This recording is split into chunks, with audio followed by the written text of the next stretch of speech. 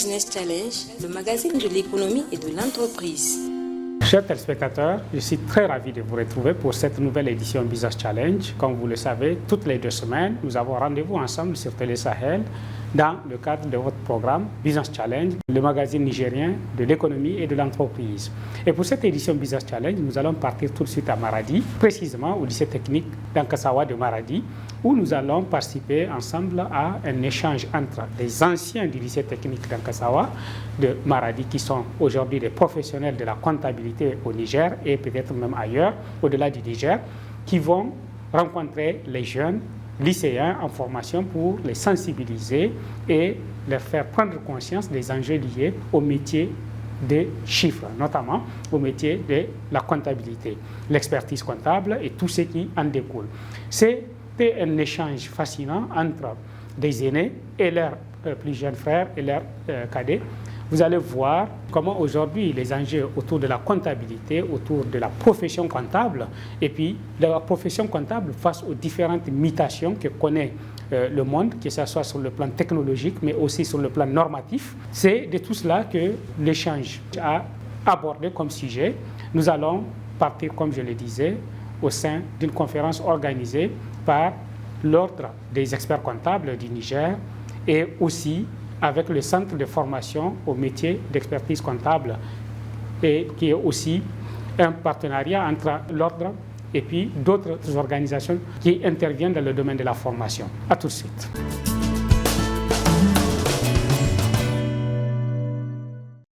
C'est dans une ambiance studieuse et émue que le lycée technique d'Ankasawa de Maradi a accueilli une rencontre inspirante entre générations. Des anciens élèves, aujourd'hui experts comptables reconnus, sont revenus sur les bancs de leur ancien établissement en tant que modèle à suivre. Une initiative portée par l'Ordre national des experts comptables et comptables agréés du Niger, ONECA, en partenariat avec le Centre de formation à l'expertise comptable, CEFEC, qui a pour objectif de sensibiliser les élèves aux perspectives offertes par le métier d'expert comptable. À travers une conférence interactive, ces professionnels ont partagé leur parcours, les défis rencontrés, les compétences requises, mais aussi les nombreuses opportunités qu'offre ce domaine encore méconnu de nombreux jeunes. Un expert comptable est un professionnel de la comptabilité, comme il l'a dit, mais ce n'est pas que de la comptabilité, de la finance aussi, du contrôle de gestion, du droit, de la fiscalité, et qui est détenteur d'un diplôme d'expertise comptable que j'ai défini en amont. C'est quoi le diplôme d'expertise comptable? Et qui est légalement habilité, maintenant à assister, comme vous l'avez dit, à contrôler et conseiller les entreprises et les autres organisations sur leurs obligations comptables, fiscales, sociales, financières et d'autres. Voilà ce qu'on peut dire de l'expert comptable. Donc l'expert comptable, il faut que vous soyez quelqu'un qui détient d'abord les diplômes d'expertise comptable, que vous soyez habilité par la loi à exercer ce que je viens de citer. Quelles sont les missions? Donc ici, les missions de l'expert comptable, on va rentrer dans le métier. Qu'est-ce que la loi? Parce que c'est la loi qui encadre la profession d'expert comptable, je vais revenir après. Donc quelles sont les missions dévolues à l'expert comptable de part de la loi, surtout la loi nigérienne, mais qui est à peu près la même chose dans beaucoup de pays. Et c'est une profession réglementée, ça veut dire que ce qu'un expert comptable inscrit peut faire, les autres ne peuvent pas le faire. Ici, ce que je vais parler, c'est de l'expert comptable professionnel en cabinet, de l'expert comptable professionnel en cabinet, parce que vous n'êtes pas obligé de travailler en cabinet. Donc c'est quoi ces missions, ces métiers? Il vérifie d'abord, apprécie, révise et redresse les comptabilités. C'est la première des missions.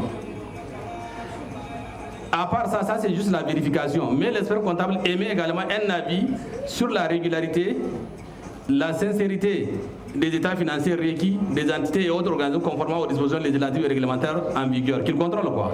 Les conférenciers ont également profité de cette occasion pour présenter aux élèves le Centre de formation à l'expertise comptable CEFEC, une structure spécialisée qui offre une formation de qualité adaptée aux exigences du métier avec des possibilités de stage, d'accompagnement et de perfectionnement.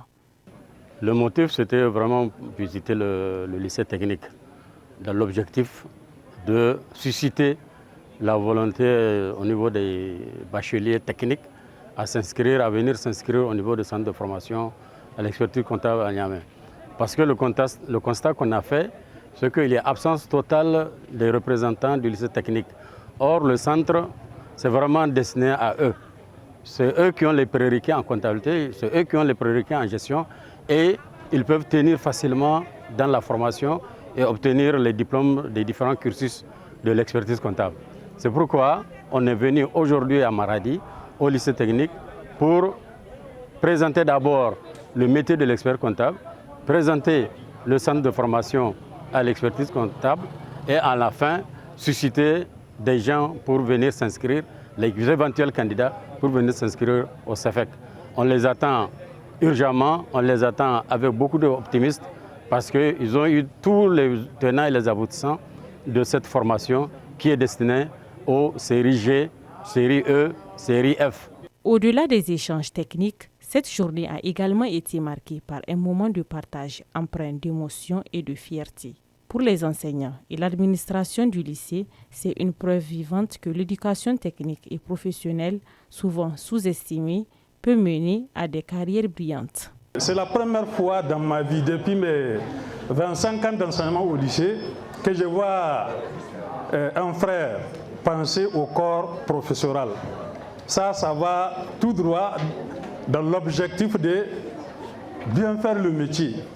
Donc vraiment, un grand remerciement à mon nom, au nom de mes collègues et à l'ensemble des collègues du lycée.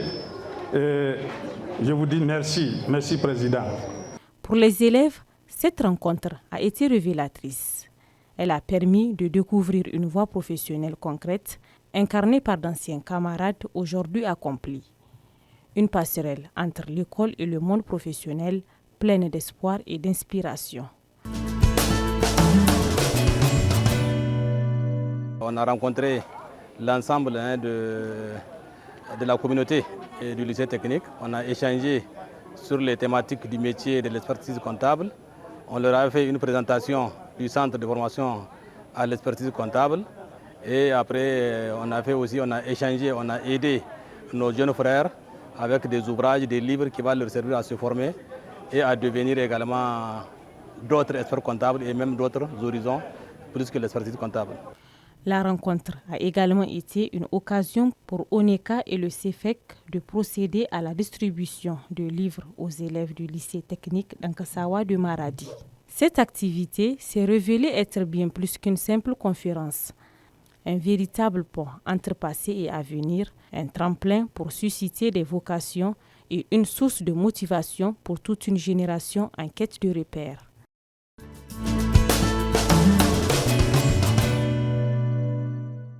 Notre deuxième sujet nous amène à l'université Abdou Moumouni de Niamey, plus précisément à la faculté des sciences économiques et de gestion. Dans le cadre du 13 mai, et surtout aussi dans le cadre de l'initiative lancée depuis quelque temps par la faculté des sciences économiques et de gestion qui consiste à recevoir chaque mois une personnalité qui impacte l'environnement socio-économique du Niger pour échanger avec les enseignants-chercheurs et les étudiants sur son parcours dans l'optique d'inspirer et de partager des modèles de réussite, surtout dans le milieu académique, pour faire un pont entre l'université et le monde professionnel. Dans ce cadre, la faculté des sciences économiques et de gestion a reçu Mme Meida, qui est la présidente directrice générale de Nigerlais, mais qui a également beaucoup d'autres casquettes parce qu'elle est actrice très reconnue dans l'environnement économique et social du Niger. Elle est aussi notamment la présidente de l'organisation des professionnels du secteur de l'industrie au Niger. Nous allons partir dans le cadre de ce partage d'expérience et ce sera notre dossier Business Challenge, le dossier grand format Business Challenge que nous vous proposons.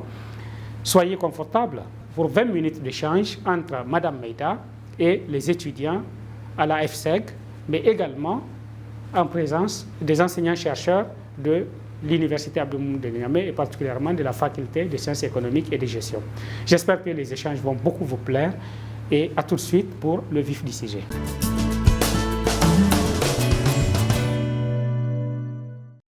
La 5e édition de la conférence mensuelle Partage d'expérience du 16 mai 2025 de la Faculté des sciences économiques et de gestion de l'Université Abdou Moumouni de Niamey a fait honneur aux femmes nigériennes à l'occasion de la journée du 13 mai en invitant une femme inspirante à la session. Vu l'importance historique de cette date, l'équipe organisationnelle se réjouit d'avoir participé à la célébration de la journée avec leurs confrères enseignants, chercheurs et étudiants autour d'une personnalité de marque au Niger. Il s'agit de Mme Zainabou Meida Mamoudou, la présidente et dirigeante de la société Niger-Lait SA, une entreprise spécialisée dans la transformation laitière. Pour cette édition du mois de mai 2025, nous avons tenu à inviter une dame. Donc pour aussi montrer aux étudiantes et aux étudiants que les femmes contribuent à l'économie nationale et qu'elles peuvent mener à bien des projets qui vont fortement impacter la société.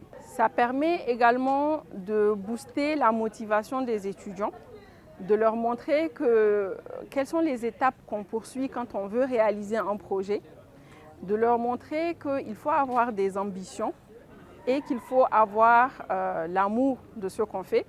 Il faut travailler, avoir de la rigueur, avoir un objectif qu'on poursuit et être très, très rigoureux. Émus de la recevoir au programme, les hommes et femmes de la faculté ont rappelé l'intérêt qu'ils voient en leur invité d'honneur. Dans le cadre de partage d'expérience, nous avons pensé à vous. Comme j'ai l'habitude de le dire, partage d'expérience, c'est seulement les hommes et des femmes qui ont impacté positivement leur environnement que nous invitons. Et vous êtes parmi ces personnalités-là. Derrière chaque personne qui inspire se cachent des leçons de vie à tirer. Son parcours académique et professionnel ne fait pas exception. À travers son bref portrait, ont été identifiés l'amour, l'engagement et plein d'autres aspects. La première, c'est d'abord, et ce qui est important pour nous, c'est vous rappeler l'importance des études supérieures. Elle est d'abord ingénieure d'industrie agroalimentaire à l'École nationale de Nancy, spécialité boissons, brasserie et conditionnement, et aussi ingénieur agronome de l'Université Abdou Moumouni de Niamey.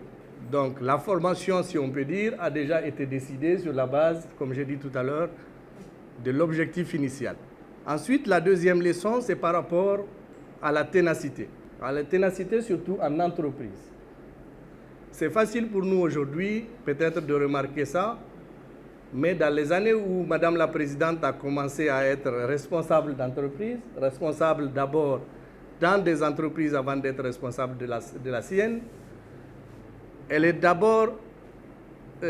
a commencé sa carrière dans un groupe international, l'actuel Castel que vous connaissez, ancien BGI, puis a décidé de faire un retour au pays où elle était responsable de contrôle qualité des processus de production dans 2 usines, pas une seule, mais 2 usines de la Niger, à savoir l'usine de Niamey et l'usine de Maradi.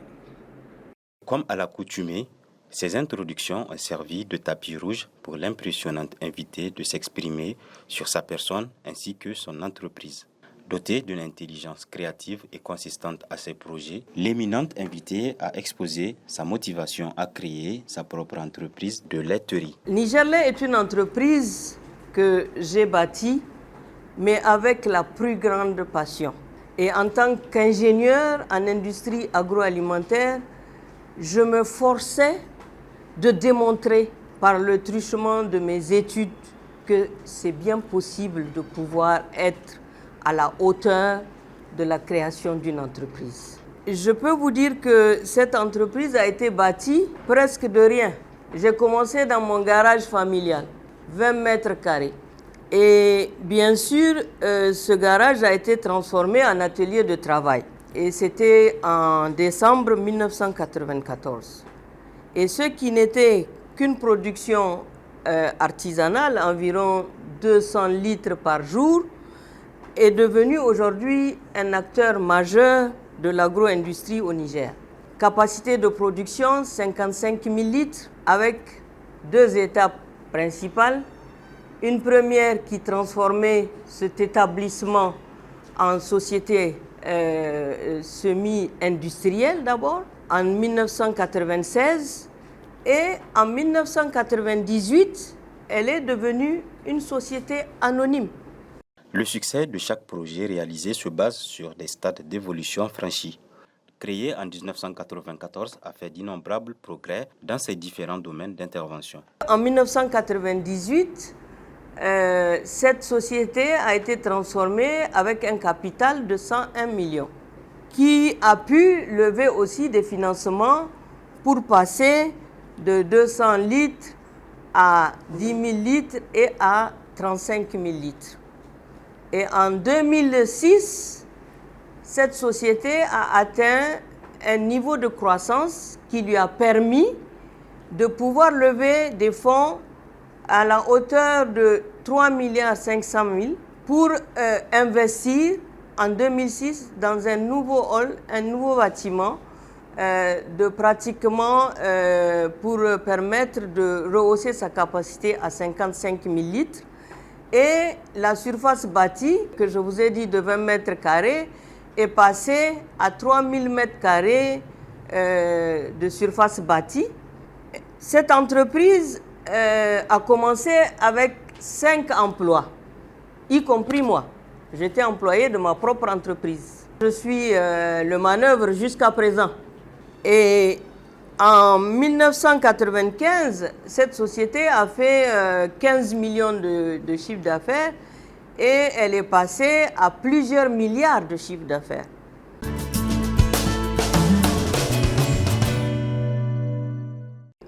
Au-delà des chiffres que je suis en train de vous donner, c'est une grande conviction qui m'a animée tout le long de mon parcours. Donc je vous ai dit que j'ai commencé en 1994, ça veut dire que Nigerlais a 30 ans. Ce n'est pas un parcours sans impact sur l'humanité. Et c'est pour vous dire que combattre la médiocrité par une bonne gouvernance financière et sociale, ainsi qu'un système de management basé sur les normes ISO, était l'un des principaux axes de la réussite d'un Nigerlais. Chaque entrepreneur a une vocation qui le motive à mieux servir sa cible, fournir des produits de qualité à sa clientèle et la confiance qu'elle a aux femmes et jeunes qui travaillent à ses côtés font également partie des facteurs clés de sa ténacité.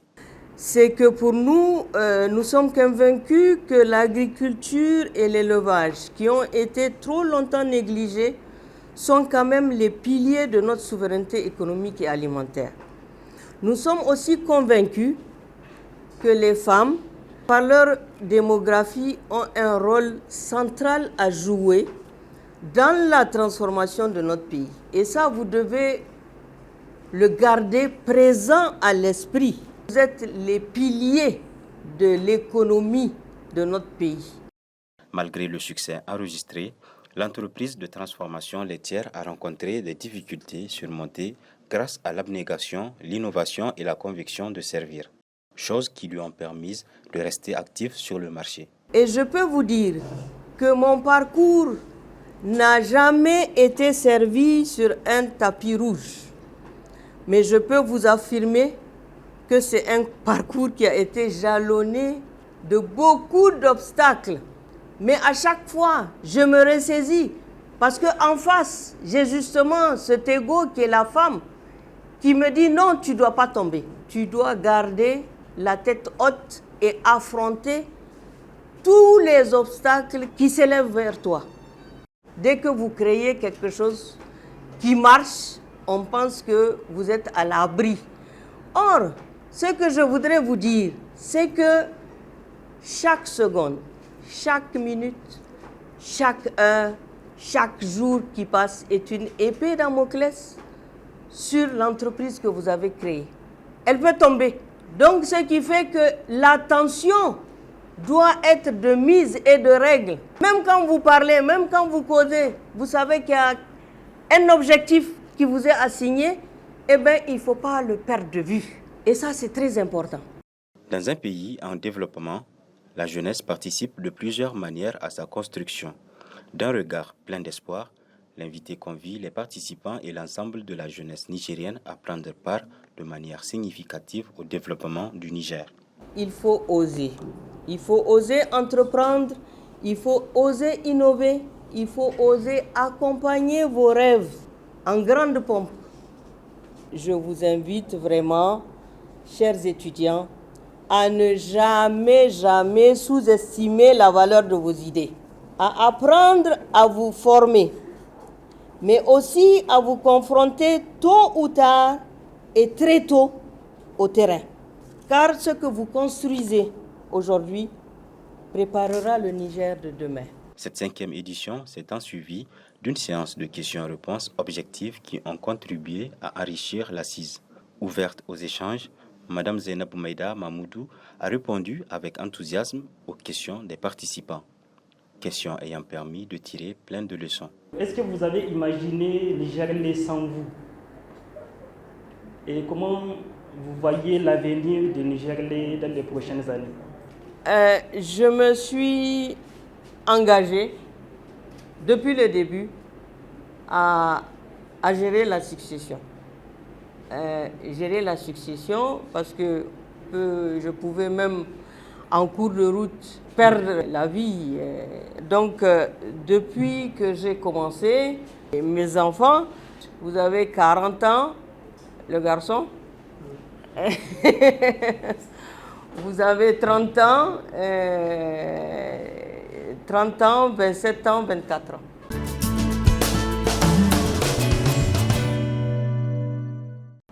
Quelles sont les difficultés que vous avez eu à affronter face aux autorités d'antan? Déjà en 1996, il y avait une approbation de 69 millions pour aller en zone industrielle. Et moi, j'avais en contrepartie amené, si vous voulez, le terrain en zone industrielle. Et c'est là qu'a commencé les grosses problématiques. Déjà une femme qui devait chercher un terrain.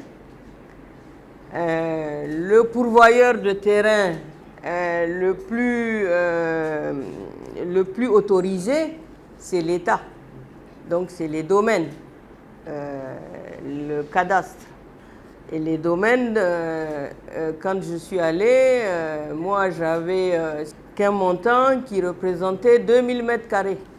Et quand je suis allée au domaine, le gars il m'a regardé, je lui ai dit je veux acheter un terrain de 2000 mètres carrés en zone industrielle. Il m'a regardé de haut en bas.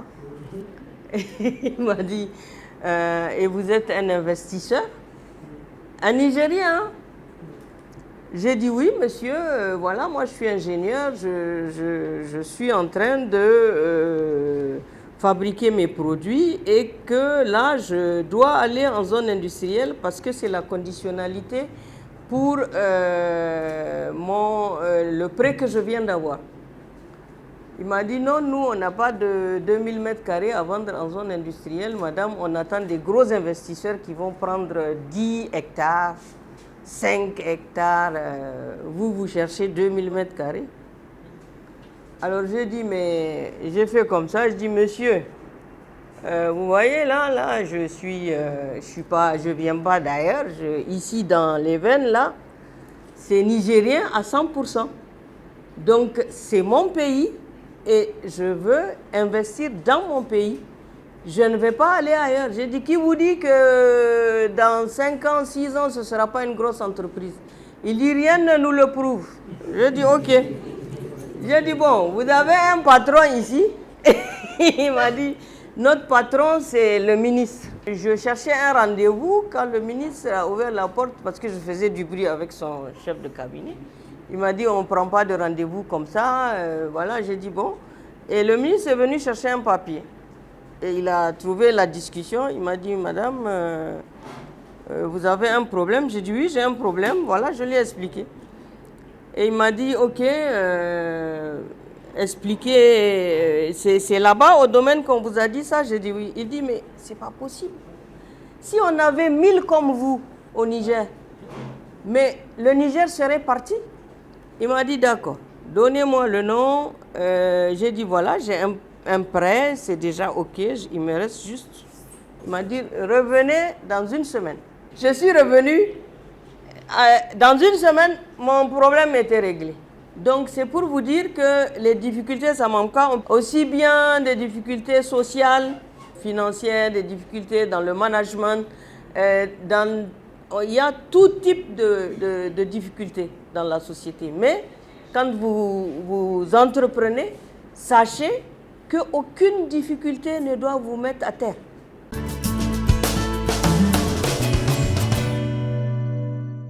À quel moment une femme peut se lancer dans l'entrepreneuriat pendant les études ou bien après les études? Un projet, à tout moment, vous pouvez le penser. Vous pouvez être en train d'étudier, mais pensez à votre projet.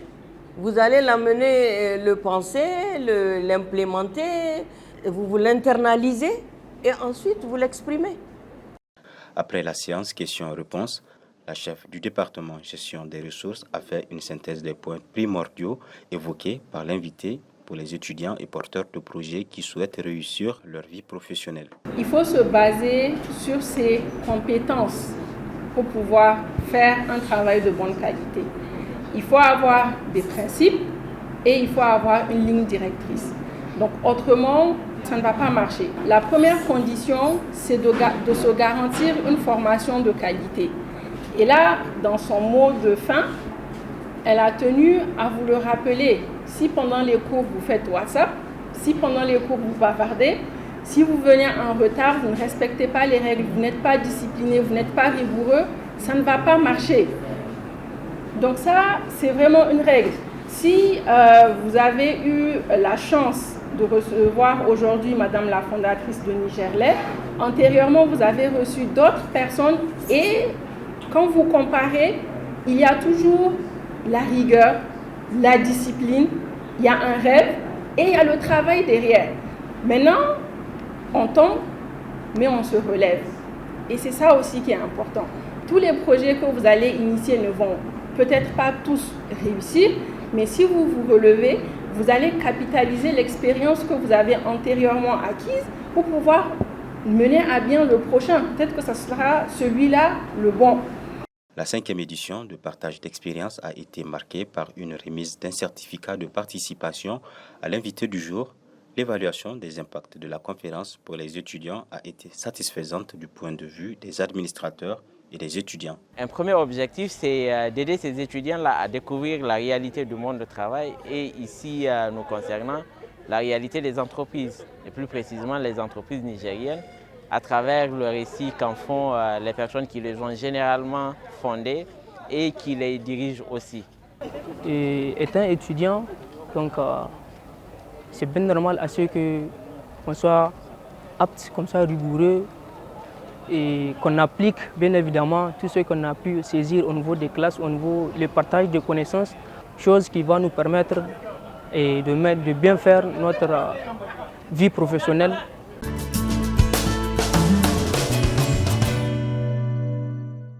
Chers téléspectateurs, j'espère que vous avez agréablement suivi Business Challenge, cette édition où nous avons parlé d'expertise comptable, mais également où nous avons écouté le parcours inspirant de Mme Meïda, qui est aussi aujourd'hui un modèle pour beaucoup de femmes et de jeunes filles au Niger, mais peut-être même au-delà.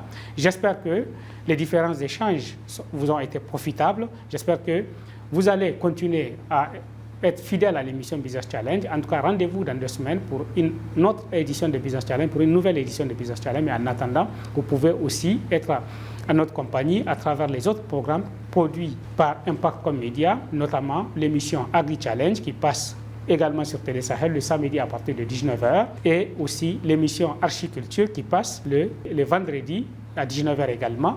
Mais au-delà des programmes sur Télé Sahel, nous pouvons toujours continuer à interagir sur les réseaux sociaux. Vous pouvez suivre nos contenus à travers Facebook, à travers YouTube, à travers notre fil Twitter, mais également tous les jours à travers la radio Challenge FM 96.6 MHz. C'est la radio des entrepreneurs, la radio du Niger qui avance. Merci pour votre confiance, merci pour votre fidélité. Rendez-vous dans 2 semaines pour une autre édition de Business Challenge. Bonsoir.